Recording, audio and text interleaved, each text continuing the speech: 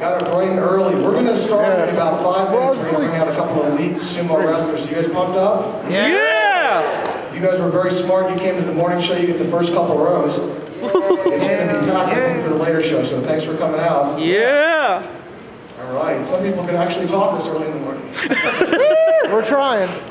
All right. Trying hard. In about 5 minutes, we're going to bring out the sumo wrestlers.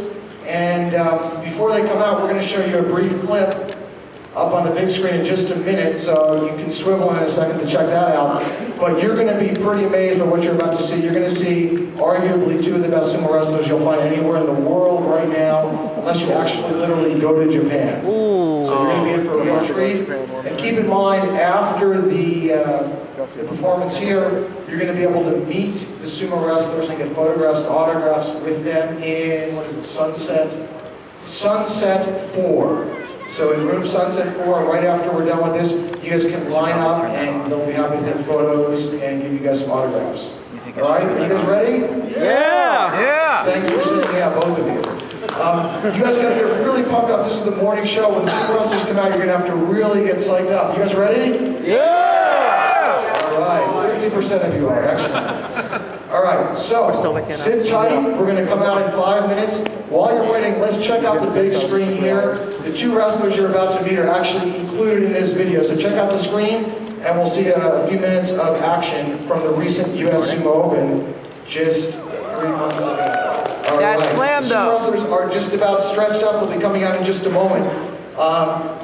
You guys, again, are really lucky to come out for the first show to get first and second row seats here. It's going to be packed a little later.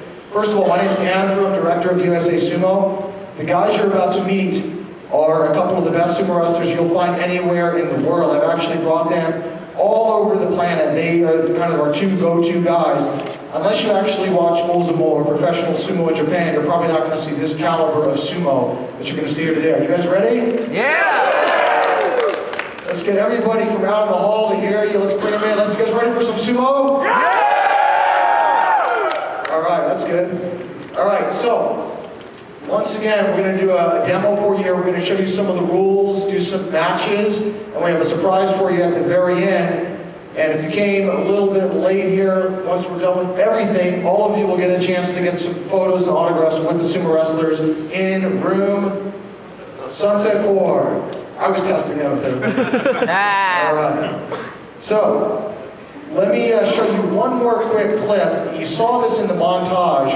This is going to be just a 30-second clip. Now, let me preface this by saying that the two guys in this match on the screen are going to be the two you're about to meet in person.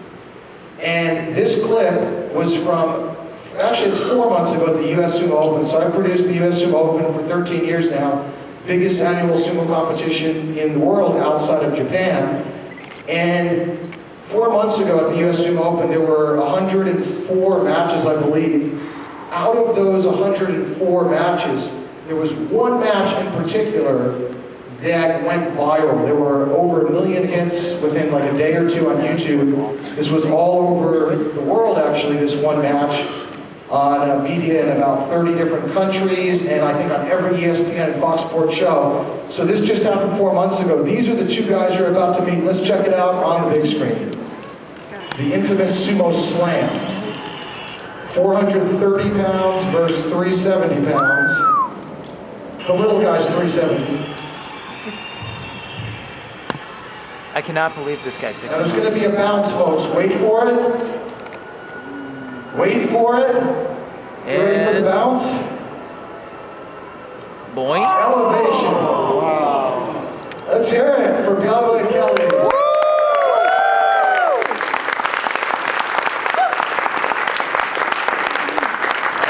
Those two guys, the same guys, are going to be right here in front of you here at Otakon. Let's give a big hand again for Otakon Vegas. And I want to give one special shout out to the guy who invited us and brought us here. Let's hear it for Andy Earnhardt right here. Stand up, Andy. He's the man to thank. Go thank him for bringing sumo here to Otakon Vegas. Thanks, Andy. All right, folks. So the first gentleman we're going to bring out is the one you just saw in the video who was doing the falling. All right? Now, This man that was doing the falling, let's actually take a quick look at his match, a match that he won. Check it out here. This is Kelly. This is from a couple of years ago at the US Sumo Open. Kelly's the one in this country. He's also in the Guinness World Records as the heaviest human being ever to run a marathon. I feel Wow. You don't seem very impressed, most of you. No, I feel bad. Wow. This He made me ran feel his- bad. You guys all run marathons, or? Oh, hell no. He ran his third marathon just 8 months ago, so he's run 3 marathons. He's also currently in training to swim the English Channel. Holy crap. I feel even I'm worse serious, now. this guy, after work at like 7 p.m., he jumps in a lake that's almost frozen. He swims with sleep deprivation and no food the entire night, from 7 p.m. until 8 in the morning. He swims like 13 hours, 10 miles back and forth in a lake that's ice cold, prepping to swim the English Channel. This guy is an absolute freak of nature. Yes, he is. Right. You have quite a monster here at Otakon Vegas. He's originally from Idaho, once again at 430 pounds, Kelly Gneiting.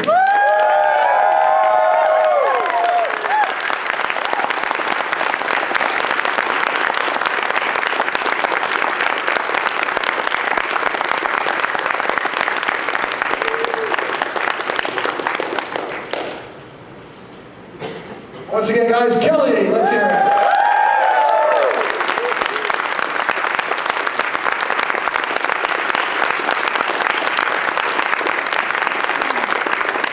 All right, and now Kelly's opponent today, the one who you saw in the video doing the throwing, is a man who has competed in professional sumo in Japan. Let's take a clip, let's show a clip of his video up here. This is some of his matches. This is Byamba years in Japanese pro sumo. At 370 pounds, 4-time world sumo champion, Byambajav Ulambayar.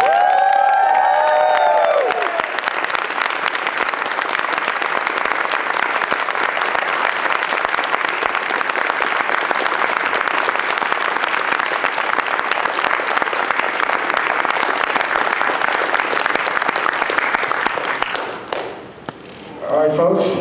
Once again, Byamba.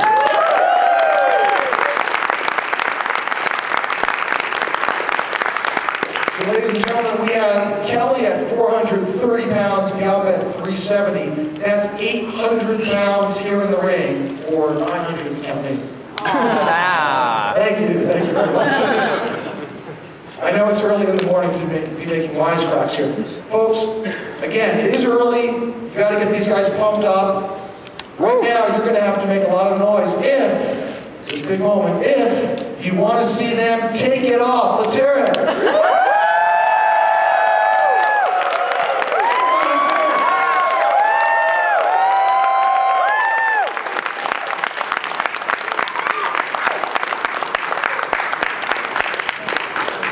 All right, looks like my job here is done. Have a good afternoon. All right, we're going to start out, folks, with the basic sumo exercise of shiko. Shiko is the basic leg lift in sumo. Now, normally in Japanese pro sumo, they'll do the shiko hundreds of times in a row every morning. Look at the leg elevation here. You want to do shiko to build up strength, flexibility, and balance, especially in your lower body. Also want to keep limber to avoid injuries. Now, when the foot goes down, the next time I want everyone to say yoisho. Ready? When the foot goes down, and yoisho. Let's try to get really loud. You're going to say yoisho. 3, 2, 1, yoisho. One last time, guys. Here it is. And yoisho. Let's give a big hand for the guys.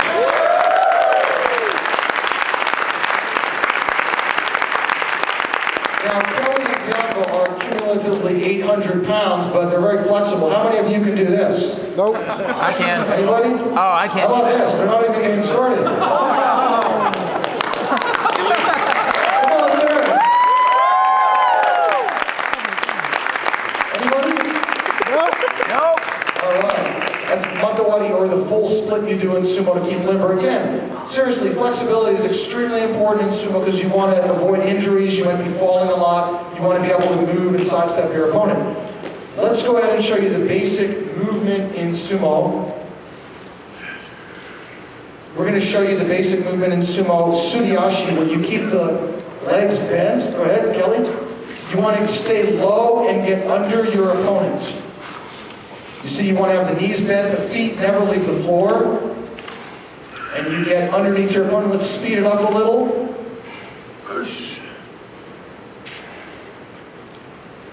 Watch out, folks, in the front row. He's coming for you. How'd you like to see this coming at you in a dark alley? Get ready. This guy has a big axe. Oh, okay. There we go, guys. Suriashi, let's hear it for Byamba and Kelly.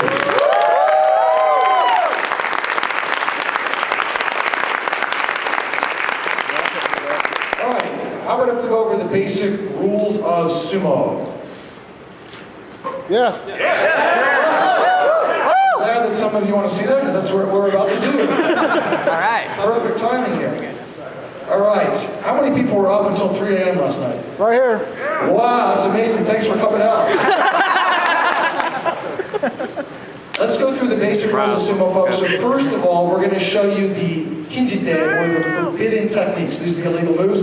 First of all, before every match, you're going to bow. You always want to bow before and after every match to show respect for your opponent and the sport. In sumo, we're going to show you here again the kinjite, the illegal moves. It is okay in sumo to take an open palm and slap your opponent. Slapping is fine. You can slap him upside the head, but no punching. Punching is illegal. No boxing. This is not boxing. Once again, though, slapping is fine. However, you cannot poke the eyes. All right?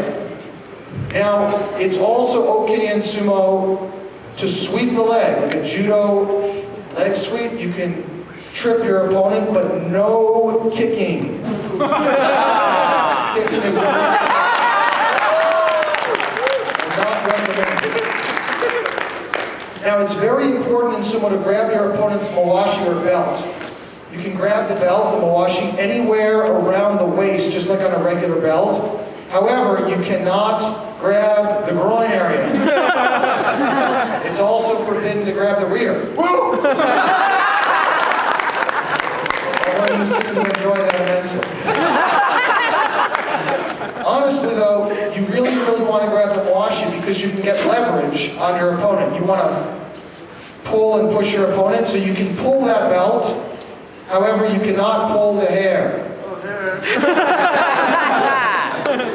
All right, thank you, Kelly and Byamba.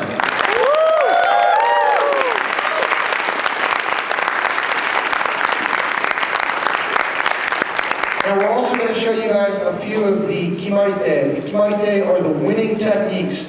There are 82 different kimarite. We'll show you just a few of the most common. So first of all, we're going to do a brief opening ritual. Before every match, you want to bow and do chirichozu. They're going to squat down, put the hands together, do a big clap, and show they have no weapons. So I want you guys to help us out. We're going to do an 8 count slowly in Japanese here. Everyone, you ready? Ich, ni, san, shi, go, ro, shich, hach. You guys got it? We're going to have a test on all the moves later. All right, so that's the basic opening ritual of chirichozu. Now, let's show you some of the common winning techniques. First of all, we're going to do a frontal push-out technique. This is a straight push-out. It's like in football. Everyone say it. Oshidashi. Oshidashi. Oshidashi. Frontal push-out.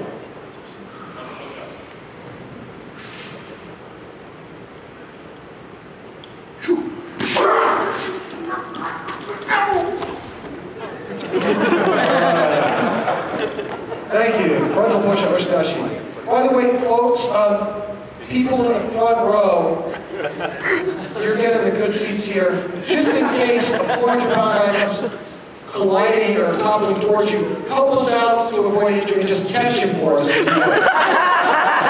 right, can I count on you guys? Okay, go to internet. Also, the people in the first 2 or 3 rows, just like in SeaWorld, you may get wet with sweat. So watch out. All right, so you just saw Oshirashi. Let's show you a similar frontal attack. This is going to be a force out technique where they lock up on the belt and force the opponent out. Everyone say it, Yorikiri. Yorikiri. No, not Harakiri. Thank you. Yorikiri frontal force out. Here we go. All right, lock up on the belt and force him out. Little belly pump action there. Anybody want to see a 1-second match? Yeah! How fortuitous, we're about to show one. This is going to be a slap down technique, hatakikomi.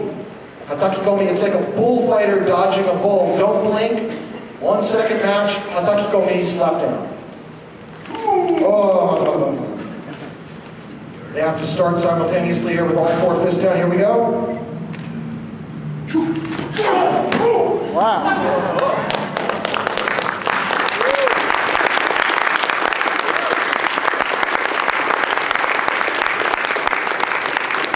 Anybody want to see some throwdowns? Yeah! All right, well, you're in luck. So, first of all, we're going to show you throw using the belt, an outside belt throw, uwate nage. Uwate nage. Uwate nage. He's going to grab the belt from the outside and flip the opponent. Get ready, folks. Oh, crap.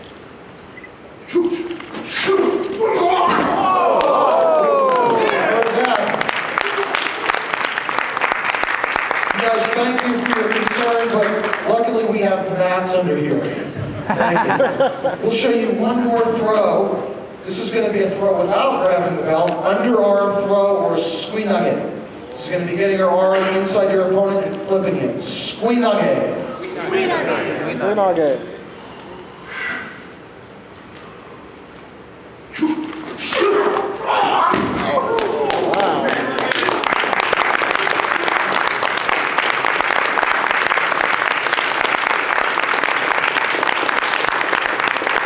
All right, let's hear it again for Byamba and Kelly.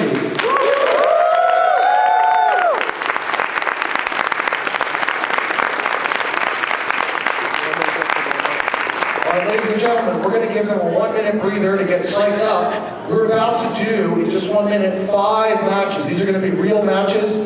Every show is different. We actually did, in the less than 1 year, we did 93 live events. Well, we did actually much more than 100, but just with Living Social, Sumo, and Sushi shows, we did almost 100 of these all over the country, and you guys are in for a real treat here. This is very similar. Everyone is different though, so you never know. One guy might go 5-0, 4-1, 3-2. You might see someone flying out in this direction, or maybe someone flying out over there, so get ready for anything.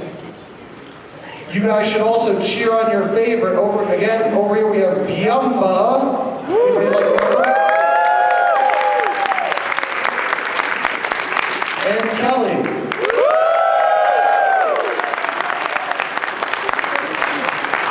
And of course, you can also cheer out, USA or Mongolia.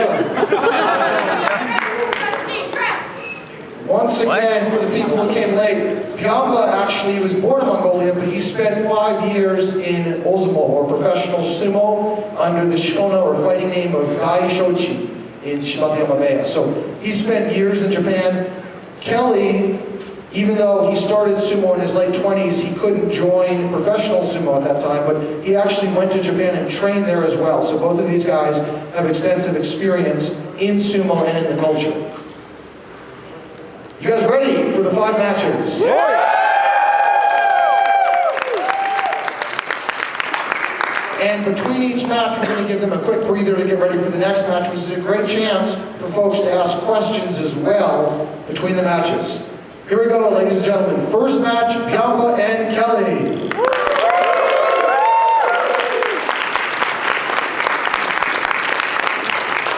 What do you like? I like them both. Everybody. Byamba at 370 pounds, Kelly at 430 pounds. Get ready for an 800-pound collision. Feel Feel free to make some noise, guys. Byamba working.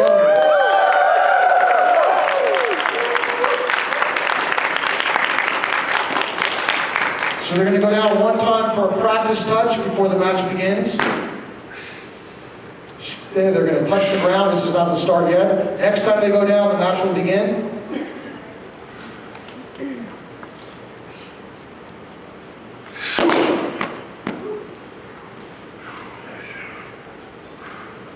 Byambajav.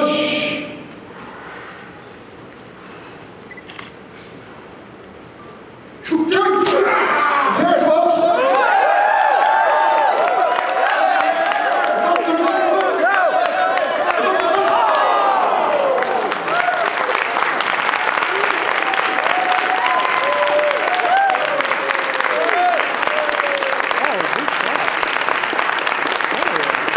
Byamba wins. All right, 1 minute breather here. Again, guys, that's only the first match of 5. Any quick questions about sumo or for the wrestlers here? Anybody? This is your chance. Yes. Yeah, thanks. Question. So while legal, are there moves that are considered dishonorable? That's a great question. So he said, even though a move might be legal, is it considered dishonorable? Yeah, in fact, we showed one earlier. So you saw the slapdown, the hatakikomi. If you're like this, normally, especially if you're a very high rank in professional sumo, it's the right thing to do is to hit your opponent squarely without avoiding or dodging. At least at the start, you want to hit him head on, you know, with your shoulder, chest, or head. But if you do a hatakikomi like that, like a slap down, that would be considered slightly dishonorable. There's really a lot of pressure in Japanese professional sumo at the top guys, like Ozeki or Yokozuna level, to do a quote-unquote proper tachiai, proper hit. They're not going to suffer a penalty for doing that, but they'll be, you know, looked down upon by using a less than honorable technique. Great question. Anybody else with questions before match number 2? Are there separate weight classes for sumo, or is it more just a catch-all? Great question about weight classes. So in Japanese professional sumo, there are no weight classes. Everyone competes together. Now, to join Japanese pro sumo, the minimal weight is 75 kilos right now, which is about 165 pounds. So I would not qualify, unfortunately.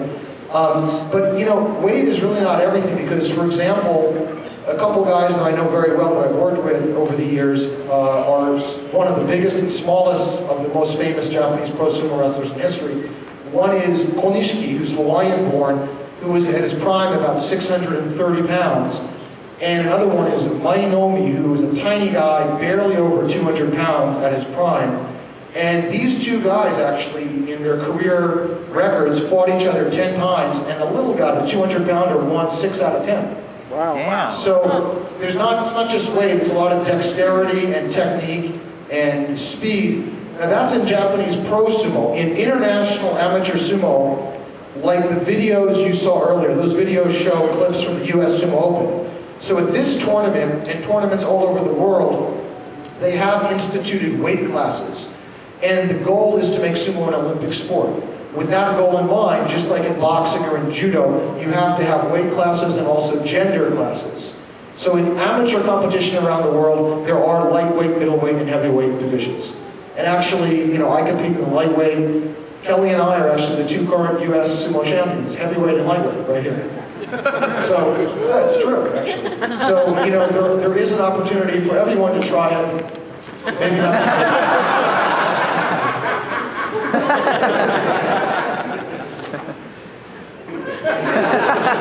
These are educated folks. I want to answer their questions here. All right. One more question before match number 2. Yes? Is there any significance to the outfits or the colors or the materials or anything like that, or is it just by choice? Is there any significance to the outfits, the color, the material, or is it just by choice? Okay, okay, let me see how I can answer that. So yeah, they choose to wear this. Well, first of all, it's called moashi. So the moashi is based on traditional Japanese fundoshi, which is like what you would see laborers wear in traditional Japan. It's basically a loincloth. And so it has a cultural significance. It has a symbolic significance.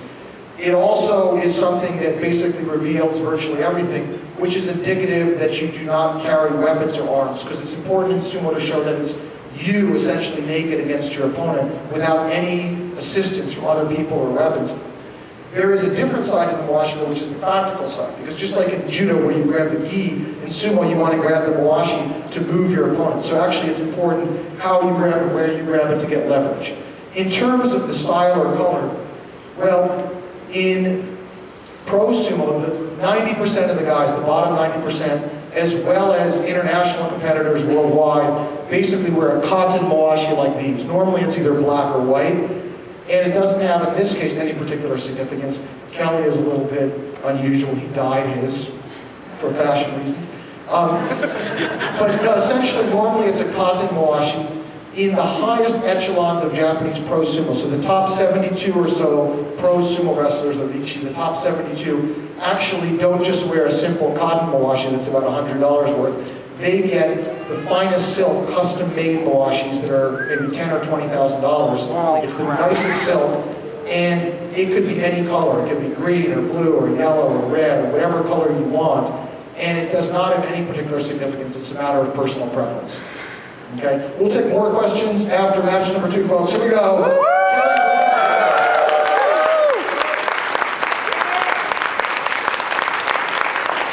Again, you guys can cheer out Byamba or Kelly, or you can, go USA. Mongolia.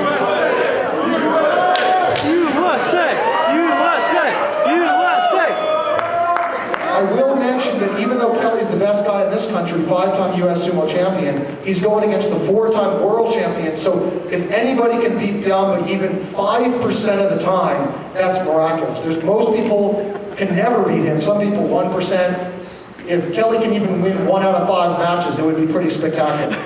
So we never know what's going to happen here, guys.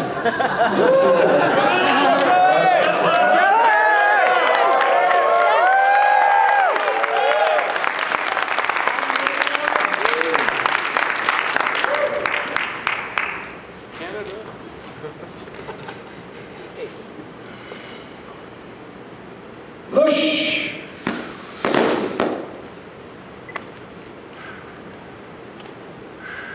Let's do that. Shoot,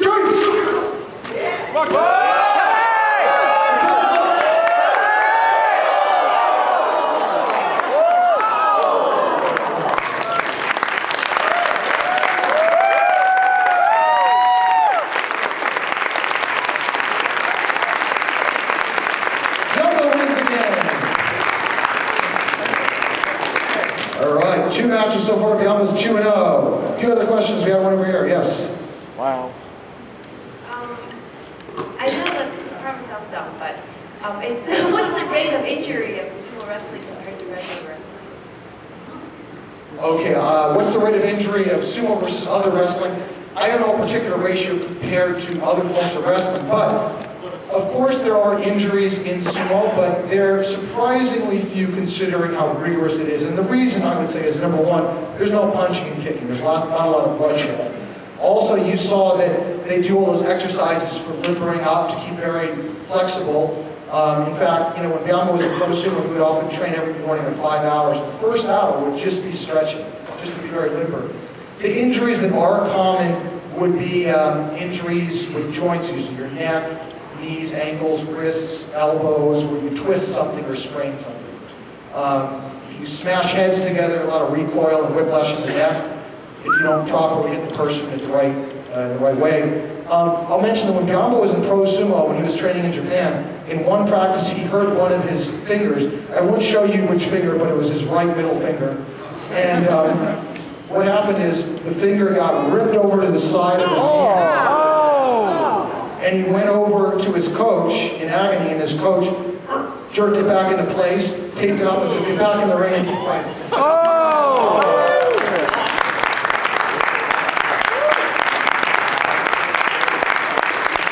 I'm hoping that doesn't happen here today in Vegas.